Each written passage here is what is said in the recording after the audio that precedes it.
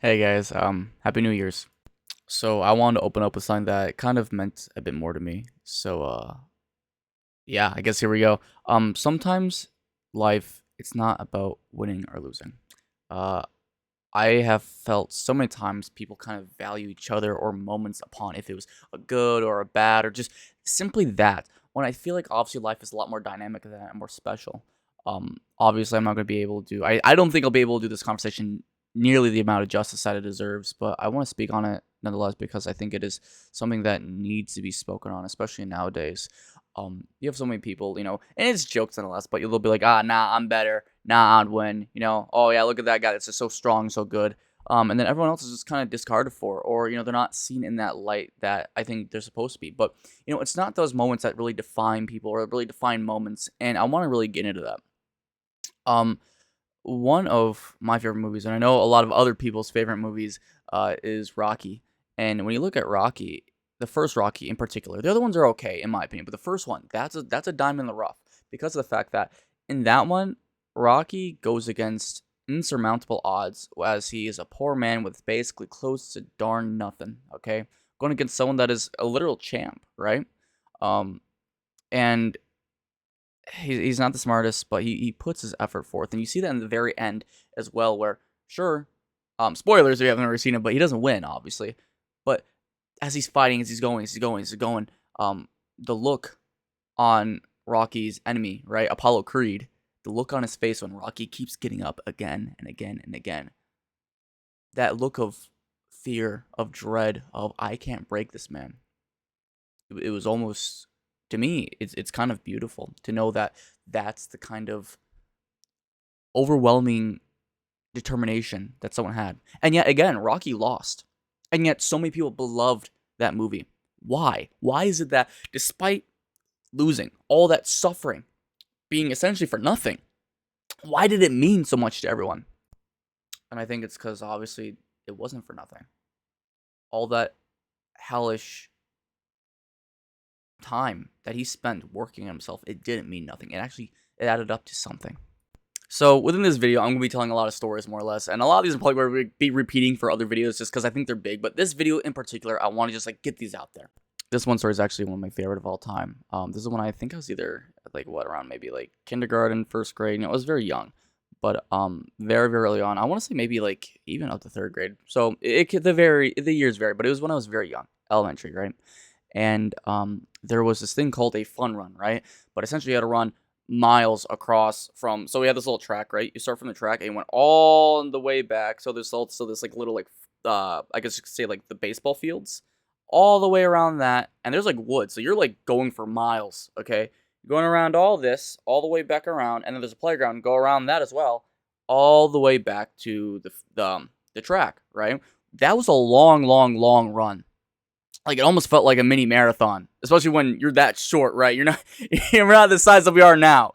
But we're going to do that, and everyone's getting ready. It's supposed to be this big thing, and this time, everyone kind of looks at each other like, oh yeah, you're going to do so well, Joe Smo. Oh Sally, yeah, you're going to do great. And then all other people are just kind of like, okay, well, obviously we're going to be losers. Obviously we're not going to make it, right? So we're all just kind of getting ready for it. It's just one of those things. A lot of the parents are obviously showing up. They're all getting ready and standing there. And for me, it was my dad that came, right? And I remember I was with my friends, good people. I don't want anyone to think anything bad of them, But good friends of mine at the time were sitting there, and they come up to me like, hey, we're not going to be really winning anyways. Everyone's just going to be probably getting in the middle of the pack. So how about you just hang out with us? We'll chill in the back as we run. We just get this done together. I'm like, you know what? That's sweet of you. Thank you. And my dad overhears this, and by the track, there's a little metal gate or a metal fence. My bad, not gate. The little metal fence on the side of tracks is what was there. And he's like, "You're not going to do that." And he looks at me dead in the eyes like, "You're going to try your best. Forget about them." And it was so cool because it's when those little in the movies where it's almost like you just have that moment where everything else just fades and you're just focused. That's what happened. My friends are there kind of sitting there. He doesn't care. He just says it's like, "You're not going to do that with them. You're going to try your best. You're going to try. You're going to give your all." Because that's what I came here for. I'm like, okay, fine. And now I'm kind of scared. I look at them like, all right, guess I'm going to try this. So I'm like, oh, geez, right? There's a lot of other people that are better, faster, more inclined to do better here than I am, right? And I remember get on your marks, tons of kids. Like, the whole thing, the whole first farthest, like, quarter of the track was just full because how many kids there were. And then, bam, right? We go, and I'm running, and I'm like, okay. Holding my, you already feel just from the very start, your breath, like, filling up. And then all of a sudden I look to my right. And it was the funniest damn thing, but I remember it'll be the number one thing that I remember for the rest of my life. All the parents were, some people might think this is disrespectful, but I don't give a shit. It was motivating to me. It was very motivating to me. I think it said a lot. To the right, all the bleachers there is the parents, some of them standing there, and all of them just looking at this guy. And it's my dad running right next to me saying, "Go, son! Go, Josh! Go, Josh!" And I'm like, oh my gosh, and, it's one of those things where, like, it's kind of, it's slightly embarrassing, but it's one of those things where it's like, a man would put away his own humility just to do that for, his son. And I saw that, I'm like, you know what? I have to do everything. I have to give it my all now. And so I did. I looked at him, smirked, looked forward, and I went. And I'm just passing people, left, right. Bam, bam, bam. I'm going, right? And as I'm doing this, I'm passing people left and right that usually, like, they look more fit than me. I know they're in way more stuff than I am. I mean, sports that I couldn't afford to get into. For example, like a bunch of hockey players, right? Again, it was when I was super young, but a bunch of these kids that, could get stuff because their parents could get them in. I couldn't. And yet, I was passing these kids, right? And even some people that, like, were like known for being runners, I was passing them too. You know that feeling when you're breathing so hard that it feels like everything's burning inside, as if like your organs themselves are just starting to, like, evaporate because of how bad it hurts. That's what I was starting to get. But I'm going, and it felt like an eternity as how long I was running. My muscles were aching. The bones themselves is all I could, like, really think about. Like, move your bones left and right. Move your bones. The muscles are just extra baggage.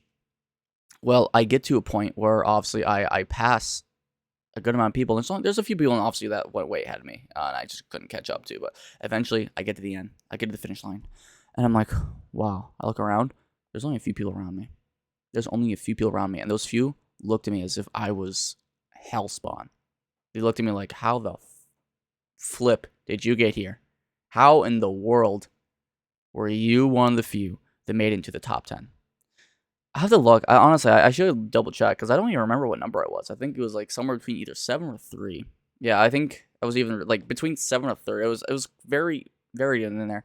But I remember I got there and looking at everyone, even looking at my dad, being like, it was one of the best moments. And I remember that because it taught me a very important lesson about effort.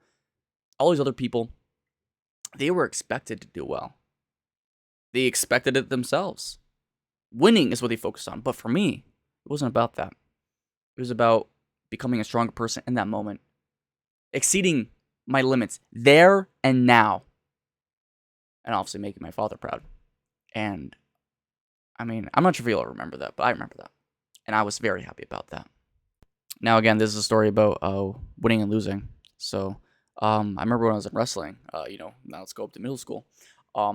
I was middle of the pack. And I thought at the time in middle school, I was actually I was pretty okay at wrestling, Nothing crazy, but I was okay. And a lot of times, I would try, but I still had this issue, specifically with, like, just breathing, where it'd be really hard for me to, like, kind of, like, take breaths sometimes. Well, this is one guy, bigger, stronger in every which way. I go up to the mat. I think at the time I was around the 120 something area, maybe like 130 something. I don't remember what my weight was, but I was going against this guy, and he just, like, he towered over me. He's bigger, but, like, you almost think this kid was on steroids. And we'll say this was 7th grade. So I go against this kid, and he just, it almost looked like an adult picking up a child and just slamming him down. And it's like, I'm not going to be able to beat this guy or do anything against him unless I hurt myself. And I'm like, damn. So the whole time, I'm just trying to get it open. I'm trying to, like, reason with it, and I can't. The guy just is manhandling me, and I'm like, you know what? This is it. I mean, I can't do this normally, so be it. And I thought back to all my friends that kind of looked up to me, the moments myself, and I thought to this moment where it's like, okay, why does it matter if I win? Why does it matter? This guy probably wins all the time. I mean, look at him. But if I give it my all, if I go, not just try hard, give my 100%, but literally everything that I've got to the point that I lose it, what then? And so that's what I did. This guy, I think it was the last round. I think it was actually towards like midway in the second bit, but it was the last part, right? And I don't remember if it was the time limit. I mean, it was maybe like 1 minute to 2 minutes. You guys can do the calculation. I don't remember because it was so long ago, but it was one wrestling round left. And I just went all out. And I remember I couldn't even breathe. It was a point where it's like that kind of pain. And I'm just going with this guy. And the thing was, I was just going sporadic. It was almost like the thought of even how to get him down wasn't that. It was just like, I'm going to make sure this guy knows that I'm ripping him apart. Point. Switch around him. Almost got him to his back. And multiple times I have him almost on his back. And I'm just ripping on him. He's ripping on me. And it's like, bam, bam. I remember I actually got like, he hit me. Nobody stopped him, but he went one of these in my face. And I do this and I look down. I'm like, fuck it, right? I'm ripping him down again and again. And this big guy, there's like, I would say another like a foot, maybe 2 feet bigger than me. So I mean this. That's how tall he was compared to me at this time. I'm ripping him down, pulling him, and he's still stronger than me. And yet, he's like, fuck it. He gets up, he starts pushing me down, and then we're just going at it. Back. And then as I'm almost got it down, because I'm almost winning at this point, Bell. I lose. I shake his hand. And obviously then the ref puts his hand up, and that was the match. But I remember that match for 2 things.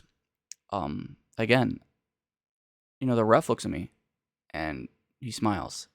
That felt good. But the next part, which I thought was the coolest thing, and it makes me sound like a creep, but that kid looked at me with what felt like to me genuine, like slight terror, but also just respect. He looked at me like, that's what he gave me. And I remember that. And it felt so good, because in any other reality, in my mind, it's like, that's not who I am. That's not what I can do. I wasn't meant to be someone that can make it or do it. And technically in that moment, I didn't. But that meant more to me than I bet that kid will ever remember. And that loss formed me to actually realize what pushing myself meant. Next story. So I remember, and nothing against her at the time, right? I still love my mom. I love my mom to death. She's been there with me with a lot of things. But at the time, I was pretty good at sports, and she wanted me to stay in sports. Well, high school was coming around, and I wanted to do acting. I've still like acting. I'm sure you guys can kind of see where that kind of comes from, right?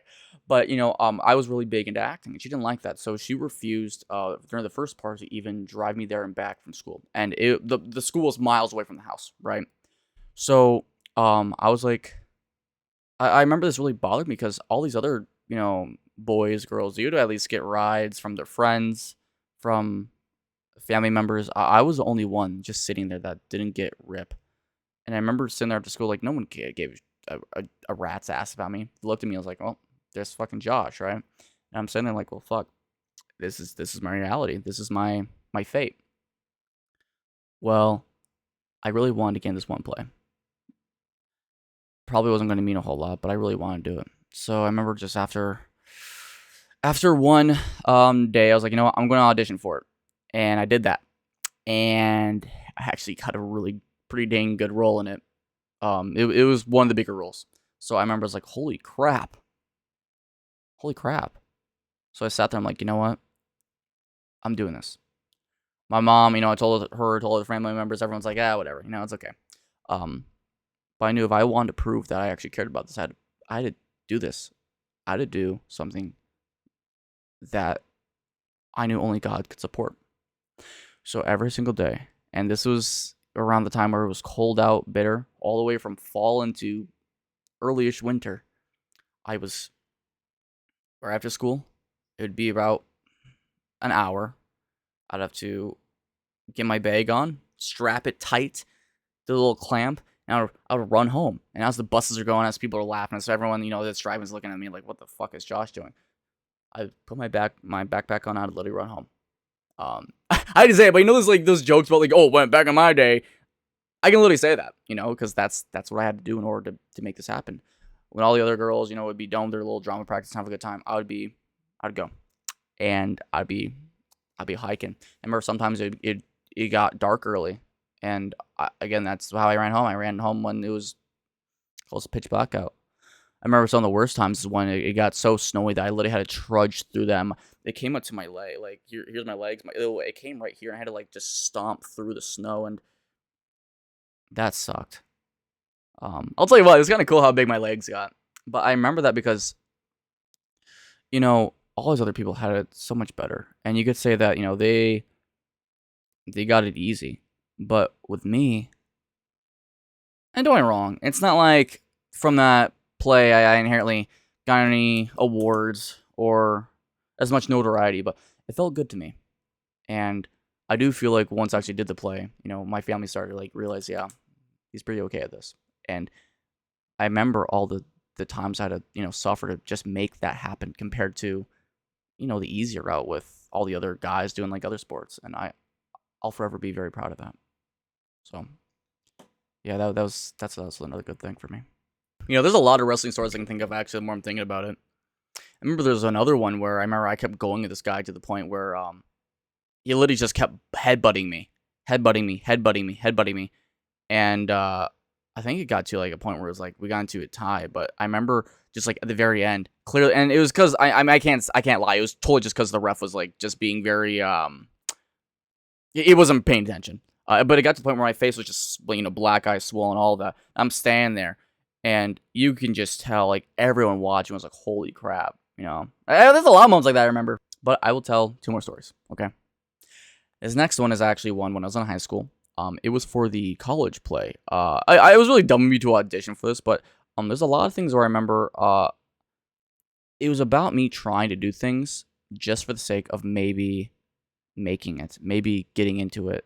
Because I thought about this. This is when I was having conflicts about who I am, my faith, all of that. What actually mattered to people. Fate, destiny. It was like if I'm on my deathbed, I don't want to have any regrets. I don't want to sit around thinking, what if I could have. I want to seem like an idiot that goes forward and tries things, even if it does turn out miserably. So there's this one play, and I remember going to it. Auditions, and I think it was for something called the Crucible.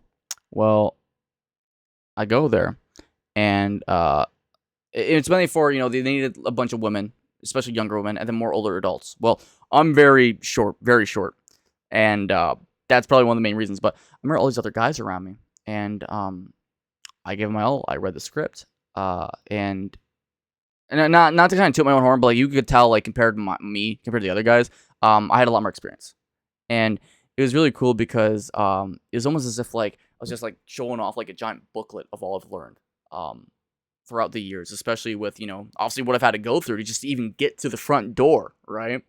Because when you're like before you're able to get a car and all that, you can't drive, so I had to do a lot of stuff on my own. Well, at the end, they decide who's going to get what, and obviously I didn't get one, right? But I remember at the very end, the director comes up to me, he takes my hand, he kind of pulls me, he's like, what? Good job. I want you to audition again if you can. Don't stop. That was good.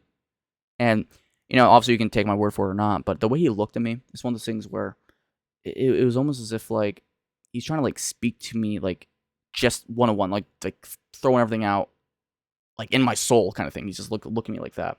And I remember how proud that made me feel. It's just like, I failed. But I failed, It felt beautiful to me. It really did. There's so many stories I can go about.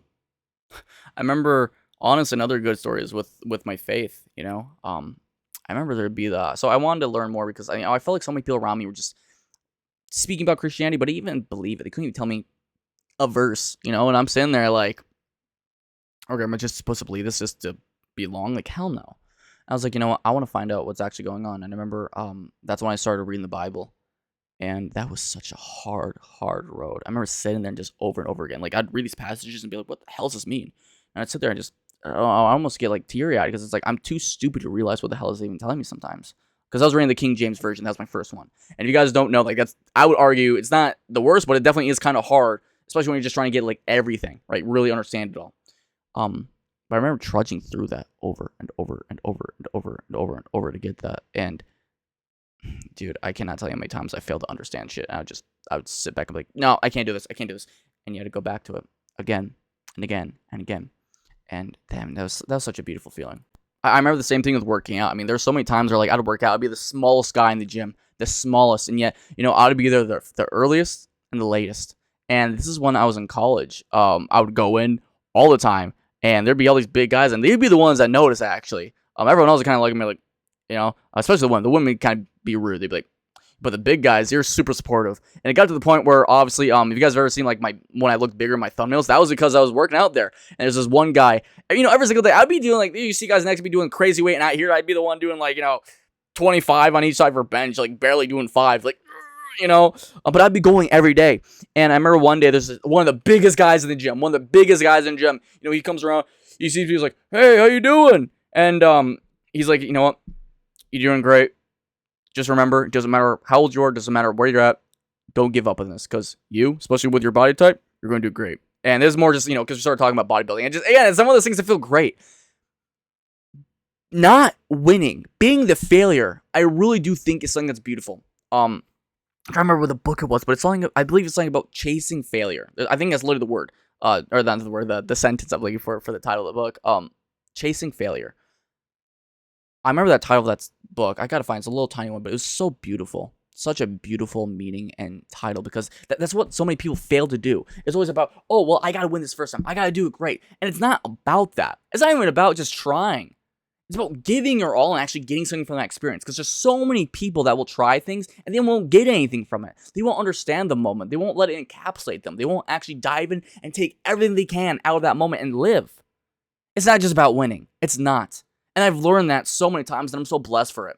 It's got me through some hardships. It's got me through things that have been hellish in my life. But you know what? Through every single one of those moments, I found more beauty and calm. And honestly, I feel more closer to God because of that. Versus other people that, have taken it, just a glimpse of what life is. And then it's like, well, you know what? I didn't win, so be it. No, you're missing the point, man. You're missing the point. And I really wish more people knew that. I really wish people love themselves enough to know that just giving your all, and not just saying, oh, give your all. I mean, like, actually giving it, your soul, your love, your anger, your feelings, everything into that moment. That's what matters. I mean, giving your all to the point where it's almost as if your body itself is just coming out of you, your soul. It's not just trying. It's going above 100%. What you yourself think are your limits and surpassing that over a self quadruply, man. I'm telling you, like, that's the beauty of it all. To look at the mountain and think, you know what? I don't even think about the mountain. I think about the climb. And that is what I think is so beautiful about focusing on the failure. I want to tell you a story about someone else. So I remember I was going to a graduation, right? This graduation had former classmates of mine. And one of them, which was a very smart individual. I respect him a lot. I hope he's doing well. He's a great guy. But when I was in high school, I actually could have graduated earlier. I decided not to because I wanted to first get my GPA up so I can go to college, right? Which I got I had a really high GPA at the end. And two, I wanted to make sure also I got as many experiences as I could out of it. And I don't regret that. There's a lot of times where I could have done more for my grades. Probably, actually got a 4.0. I think I got like close to like a 3.8, I think about. But, there's so many other people that I was able to spend time with. I was leads in a ton of things. I was on a lot of varsity teams.